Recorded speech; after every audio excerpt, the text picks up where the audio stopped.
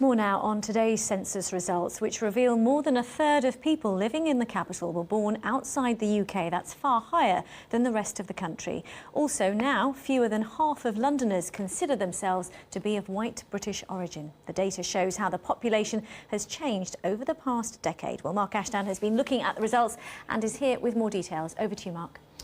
Well, London has seen unprecedented growth over the past 10 years. 850,000 more people now live in the capital, giving a total population of about 8.2 million. But the interesting thing here is the diversity, the change in the makeup of London. 10 years ago, 60% of those living here classed themselves as white British. Now that figure is 45%, a huge drop, and below half of the population for the first time ever. And 1 in 3 people now living in London were actually born abroad.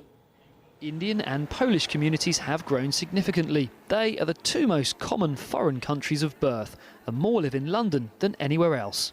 In 5 boroughs, Tower Hamlets, Harrow, Brent, Ealing and Newham, the white British population is less than 31%. Nowhere in the country is it so low.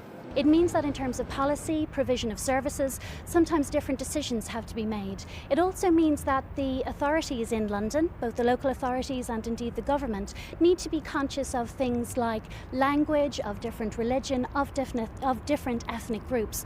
And of course, when you have lots of people, you also need to think about provision of healthcare services and provision of transport. And of course housing. Around a quarter of people in London now rent, compared with just 15% nationally. The figures suggest much of it is overcrowded too. The same could be said for public transport and the roads. Even so, Londoners rate themselves among the healthiest. Bang on 50%, or 4.1 million people, say they have very good health. And religion is, as always, likely to be a big talking point. Christianity is still the dominant religion, but whereas back in 2001, some 58% of London residents gave it as their faith, that figure now is 48%, so a drop. The Muslim faith, however, is growing. A decade ago, 8.5% of London's population was Muslim. Now it's grown to 12.4%. And more people than ever, some 21%, said they had no religious faith at all.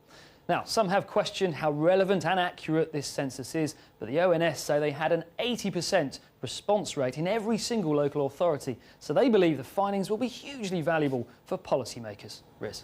OK, Mark, thanks very much.